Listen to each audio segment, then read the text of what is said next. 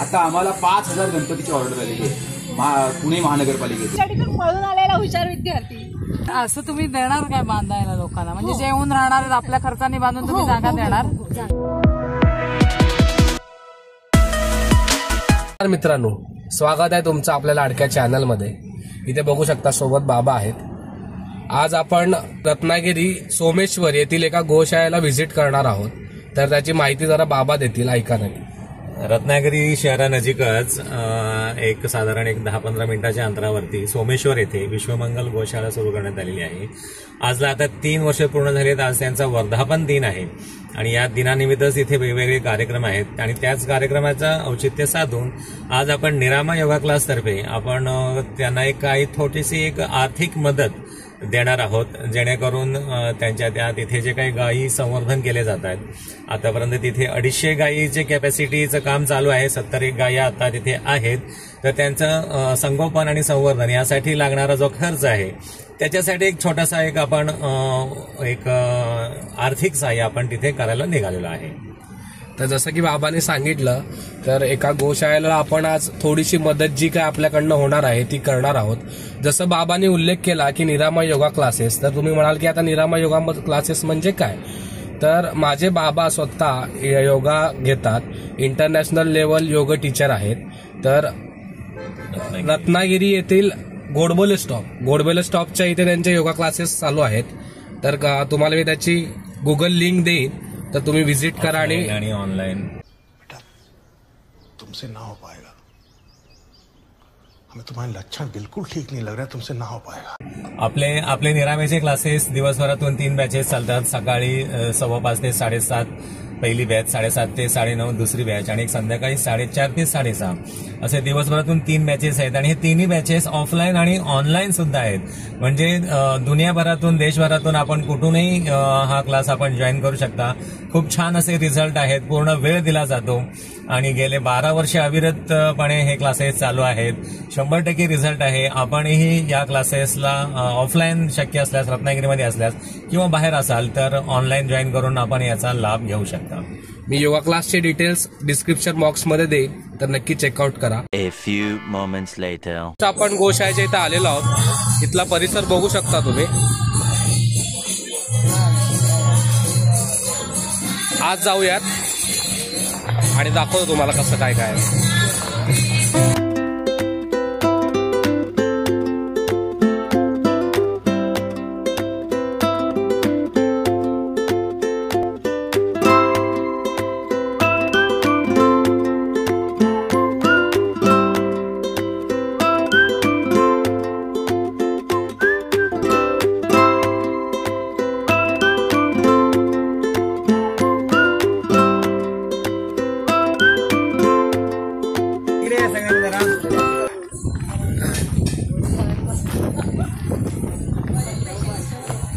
बाकीची या साधारणतः 2 वर्ष ह्या प्रकल्पाला झाली. सोमेश्वर शांतीपीठ, या शांतीपीठामार्फत आपण 7 प्रकारचे उपक्रम सुरू करण्याचा संकल्प केलेला आहे. त्याच्यामध्ये पहिला आहे गोशाळा आणि गोविज्ञान केंद्र.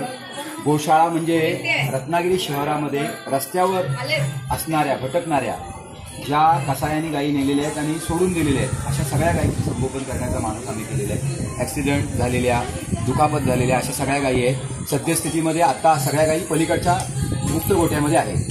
गोविज्ञान केंद्र याचा अर्थ आहे की आपल्या कोकणामध्ये कोकण गिट्ट नावाची मूळ जात आहे, मात्र आता ती जवळजवळ नामशेष होण्याच्या मार्गावर आहे, कारण तिचं झालेलं संकरण. त्यामुळे ती गाय मूळ जातीमध्ये आणायची किंवा तिचं मूळ जे बीज आहे ते तशाच प्रकारचे संवर्धित करायचं असा मानस आहे. म्हणून गोविज्ञान केंद्र. वनौषधी लागवड. रत्नागिरी आपल्या कोकण पट्ट्यामध्ये 350 वनौषधे, या वनौषधे आपल्याला बघता याव्यात यासाठी त्याचं संगोपन करणं, संवर्धन करणं हा प्रकल्पाचा उद्देश आहे.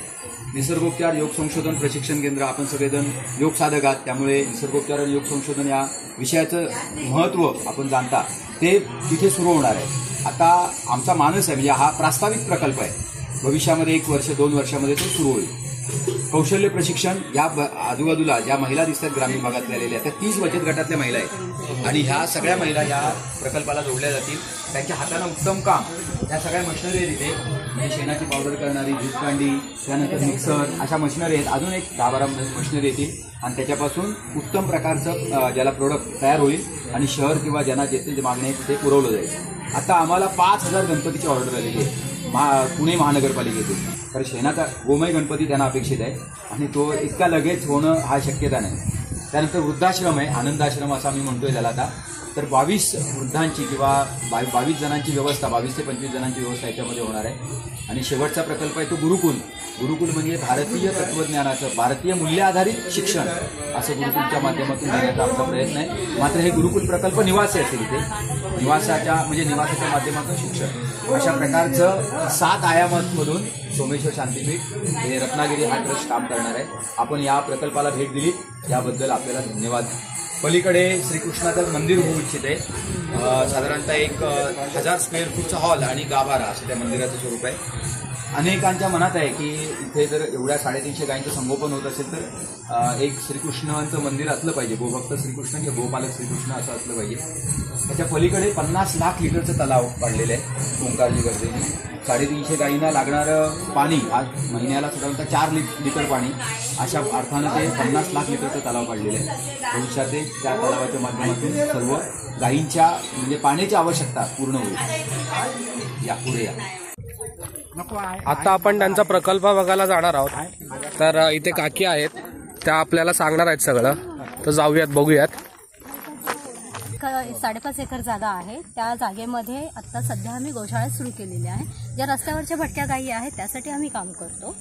आणि सध्या एक विहीर खोदून झालेली आहे आणि हा बरोबर गोशाळेच्या पाठीमागे एक बोरिंग, हे 2 झालेले आहे. आणि तलाव तुम्हाला दाखव या. हे जाताना एक समोर दिसते 50 लाख लिटर पाणी राहील एवढं ते खोदून. आश्रम पूर्ण आपण आपल्या मुलांची वगैरे लग्न झाले की मग काय राहतं आपल्याकडे, म्हणजे करण्यासारखं काही राहिलेलं नसतं. तेव्हा काही मंडळी अशी असते की त्यांना कुठेतरी असं चांगल्या ठिकाणी जाऊन राहायचं असतं. तर ती संकल्पना आम्ही इथे करतोय की हे आता जे बांधलं आहे ना, हे वानप्रस्थ आश्रम सारखं आहे, म्हणजे पूर्ण वेळ कार्यकर्ता. हे आता आमच्याकडे मुळे काका म्हणून आहे जे पूर्ण वेळ कार्यकर्ता म्हणून इथे येऊन राहणार आहे, फॅमिली सहित, नवरा आणि बायको दोघंही. तसेच बरोबर याच्या बाजूला आहे ते पाटील सर, जे गोपठा कॉलेजचे व्हाईस प्रिन्सिपल होते, रिटायर आहेत. हे बाजूचं साईड त्यांचं आहे. हे तुमच्या ह्याच्यातनं बांधलं की त्यांनी स्वतः म्हणजे 5 लाख रुपये देऊन त्यांनी स्वतः बांधून, फक्त जागाही घ्यायची, जागा ट्रस्टची, आणि त्यांनी ती स्वतः बांधून घेतली. पण मग असं तुम्ही देणार काय बांधायला लोकांना, म्हणजे जे येऊन राहणार आहेत आपल्या खर्चाने बांधून तुम्ही जागा देणार? पण त्यांनी सेवा करायची, त्यांनी सेवा करायची पूर्ण, समजलं? ज्यांना नुसतं राहायचं नाही, येऊन सेवा करायची.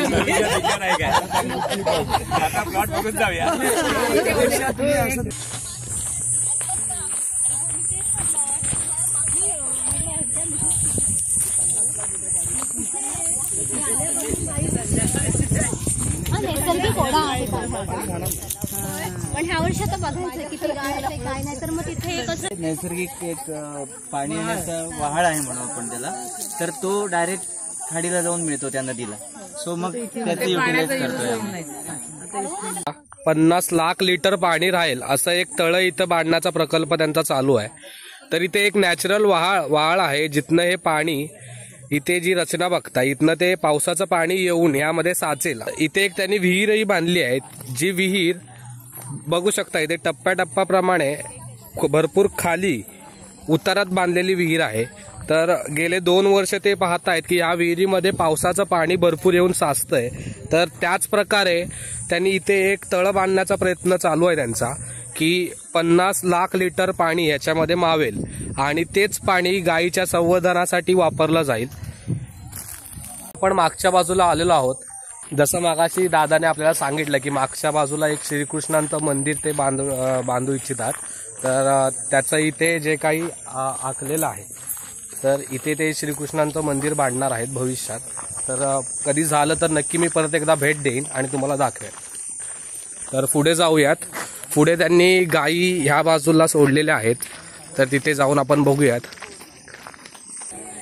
तर इथे मागच्या बाजूला जे तुम्हाला दिसतंय हे गायीचं राहण्याचा जो गोठा म्हटला जातो तो आहे. तर दररोज गायी त्या इथे असतात, पण आज तिथे कार्यक्रम असल्यामुळे सगळ्या गायी मागच्या बाजूला शिफ्ट केलेल्या आहेत. तर जाऊयात आपण, दाखवतो तुम्हाला.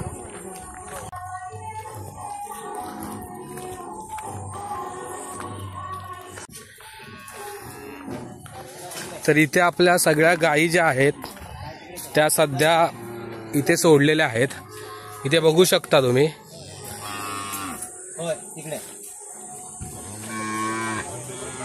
दादा या टोटल गायी किती आहेत आता? साधारण 56च्या आसपास संख्या आहे. 56. तर इथे बघू शकता जवळजवळ 56 गायी या इथे बंदिस्त इथे त्यांनी करून ठेवले, म्हणजे कुठलाही प्राणी किंवा काही बाहेरनं आत येणार नाही आणि या गायी जे काही आहेत त्याही बाहेर जाणार नाहीत. Meanwhile, सरांच्या कस्टडीतून पळून आलेला हुशार विद्यार्थी. सरांनी गेट बंद केलेलं आहे आणि हुशार विद्यार्थी एक वासरू वर्गातनं बाहेर आलेला आहे. सर त्याला परत आत टाकतात.